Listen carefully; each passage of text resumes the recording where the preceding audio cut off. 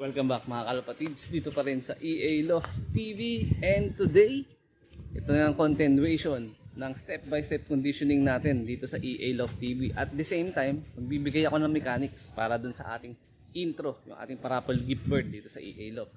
Kung gusto malaman yan kung paano na naman makasali, samahan nyo ko. Good day mga ka-EA, welcome back sa ating YouTube channel. Ito yung ating continuation para sa ating step by step conditioning program para nga sa ating mga pangmalakasan ng mga breeder, no? So dumako tayo dito sa ating cock section. Ayan, so ayan, napakaganda ng kanilang mga tindigan dyan, no? Yan, kung mapapansin nyo, halos parang condition na nga yung tindigan nila, no? Tsaka yung mga pinapakita nila mga poops, ayan, mapapansin nyo. Ayan, no? So buong buo, halos gabato yung nilalabas nilang mga poops, no? So yung nauna natin mga step para sa ating conditioning is nagpaligo tayo ng anti-mite para sa kanila. Tapos the following day nagpurga na tayo, no? So ito yung third step or susunod na step, no? Para sa ating conditioning, magbibigay na tayo sa kanila ng organic na supplement or organic na bawang juice, no? Para nga ma-flushing na natin sila at the same time para ma-cleansing na yung buong internal nila, no? Yan. So ang gaganda ng mga balahibo na nila ngayon kumpara nung bagong dating dito. Mukha silang stress at the same time yung mga balahibo nila is halos parang lagas-lagas nga, no? So ngayon or this time, ayan, napakakinis na. So kung mahihipo nyo lang to mga ka-EA, napakadudulas na mga pangmalakasan nating na mga cock. Oh my God! Wow! At syempre, ito naman yung ating breeding section dito sa aking loob ng bahay. At ito yung mga ipipairing natin, no, na mga hen sa kanila. So same as, silipin natin yung mga poops nila, no. Kung ano, ayan. Kung mapapansin nyo, medyo wet yung, or medyo basa yung ating poop tray dahil naglinis nga ako. Yan, kung mapapansin nyo, buo na rin. Halos buo rin, no, yung mga nilalabas nila dyan ng mga poops ng mga hen natin. Yan. So hindi pa tayo nagpapakain today kung mapapansin nyo. Ayan, panay dungaw na nung ating isang pangmalakasan na hen. So kung mapapansin nyo, hiniwalay ko yan dahil, hindi yan yung nauna ko palang hiniwalay, no. So yung nauna ko hiniwalay is itong ang Taiwan natin na checkered. So nung umpisa kasi meron siyang halak kaya ako inarantin ko muna siya din. Nagbigay naman siya ng magandang response, so nawala na yung halak niya kaya nandyan na siya. Actually pinagsama ko na silang 5 kaya lang etong nag-iisang to is siya yung pinaka-dominant dito sa ating hen. At halos hindi niya pinapatoka etong 4 na to tuwing magpapakain tayo, kaya nag-decide tayo na ihiwalay na nga lang siya, no? Para hindi naman ma-stress yung kapwa niya hen, para makatuka naman dyan sa kanilang mga kanya-kanyang mga kulungan, no? Yan. So magbibigay tayo sa kanila ng bawang for flushing. So yan yung third step or step by step natin na pagkukondisyon nga, no, dito sa EA Loft TV. So this time or this morning bawang, din mamaya naman hapon plain water na lang sila mga kaibigan. Yan.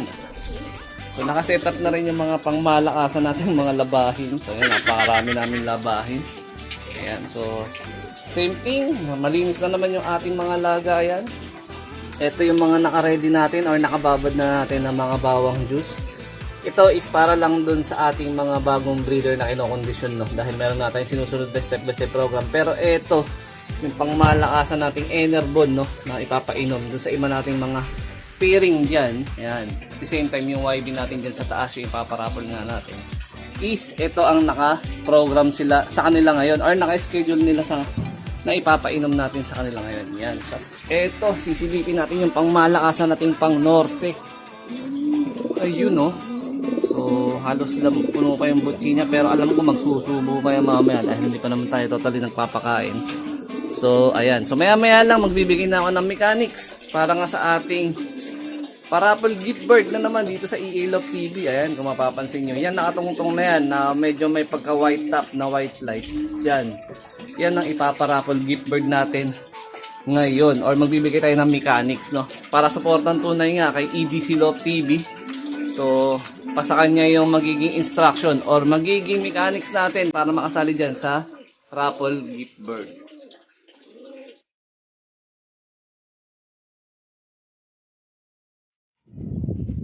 Good day mga ka-EA. So, time check natin is 4:20 PM. So, hapon dito sa amin sa San Jose del Monte, Bulacan.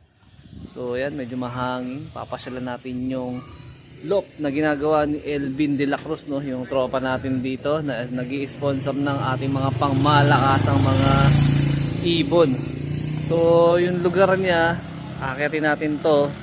Pag natin sa dulo, kakaliwa, tapos mga 3 kanto, kanila na. Kaya, samahan nyo ako. Tara. So, eto na, no, mga ka-EA. So, maglalakad lang tayo. Dahil, malapit lang naman.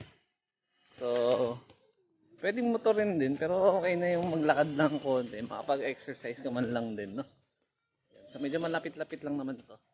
So, eto na yung bandang itaas ng street namin, no? So pag natumbok natin to, kakaliwa na tayo dyan, tapos bibilang lang tayo ng 3 kanto or 3 block, kanila na yun, kila EDC Love TV na yun.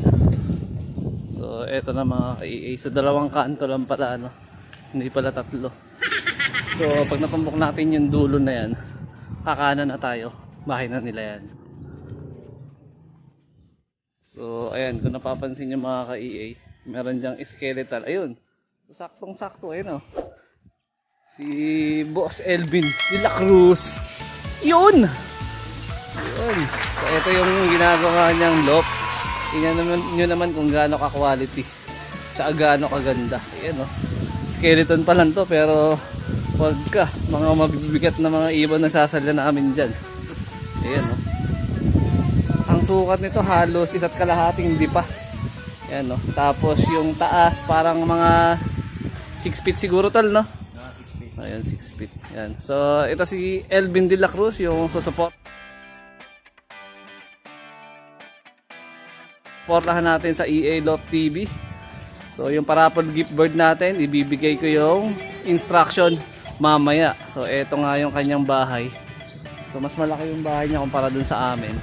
Yun nga lang, di pa settled yung harap, pero papasaan maaayos din yan. Tsaka matatapos din tong dream loft niya, no? So mas malaki itong bahagya kumpara dun sa ating na mas makitid tsaka mas maliit na loft yan. So ito yung magiging landing board niya. Yan. Tapos ito yung gagamitin niyang pang trap ng ibon. Leviro lang. Ayan. So ito yung improvise niya na trapdoor hole, no? So ang ginamit niya dito mga ka-EA, ayan, so sa payong lang to. Ayan, no? So kung medyo naghahanap kayo ng pan trapdoor, to pwede yung gayahin to. Yung tangkay lang ng payong. Oo, ng payong. So ito ang magiging plano kasi dito, kung makikita niyo yung mga scrap na tabla, yung mismong flooring niya gagawin lang tong solid na tabla, no?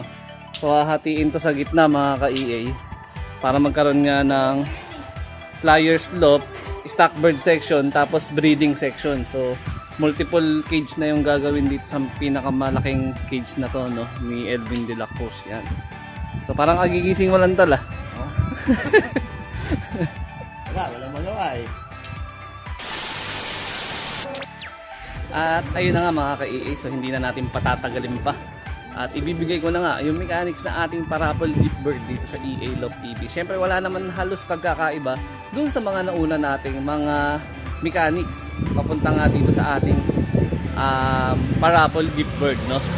So yan, medyo commercial lang, may dumahan na rider. So yun, kailangan nyo lang siyempre nakasubscribe at nakahit yung notification bell nga papunta dito sa akin sa EA Love TV. At the same time, ito yung suportan tunay na tinatawag, pasuporta nung YouTube channel mismo ni EDC Love TV. So kailangan naka-subscribe tsaka nakahit din yung notification bell para sa suportan tunay nga dito sa parapol gift board. At the same time, syempre wala namang pagkakaiba, kailangan nyo lang mag-comment dito sa actual video natin or dito mismo sa video natin ng inyong complete name, contact number, tsaka location, no? So hindi nyo na kailangan i-specify mismo yung address o location na, for example, Quezon City, Bulacan, Manila, mga ganung bagay lang. So yun lang hinihingi kong suporta para kay EDC Law para mag-qualified syempre ang inyong raffle entry dito sa ating pa-next na paraffle gift board. Syempre kung hindi niyo masusunod yan, mag-i-invalid yung inyong entries. Kaya paki-take note, pakisunod na lang ng ating mechanics.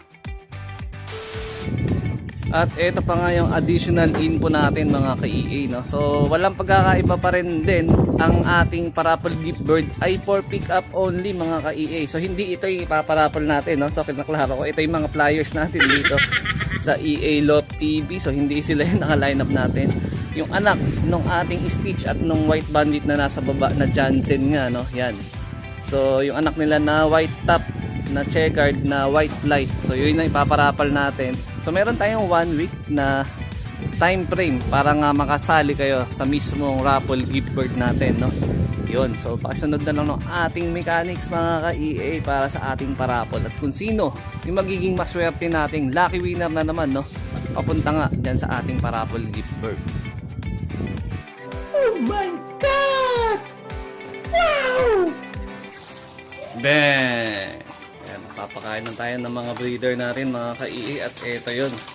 So medyo ipofocus natin yung ating main topic dito. Yan, yan nasa unahan na yan. So tumutuka na yan, napaka-healthy niyan. So next week, mararapol na natin kung sino yung magiging lucky winner natin. Papunta dyan sa ating parapol gift bird na anak na Stitch at ng ating Jansen na nandito sa ilalim. Yan. So meron din sila agad na second clutch doon, pero hindi na muna natin yan ila-line up sa ating parapol dahil mag-iipon nga tayo ng ating pa-flyers, no, dito sa EA Love. Bang! So ito naman yung mga pangmalakasan natin ng mga kakayan. Tumutuka na rin sa kanila sila dyan. Nag-ready na rin ako ng kanilang bawang juice. Ayan. So nakababad na yan. So yan ang kanilang supplement para sa ngayong araw, para sa ating conditioning sa ating mga pangmalakasan ng mga breeder. At yun na nga muna ang latest update natin dito sa ating conditioning program sa EA Love TV. At the same time yung ating parapol gift bird mechanics para sa ating supportan tunay kay EBC Love. So maraming salamat. Ingat kayo mga kalapatids. God bless.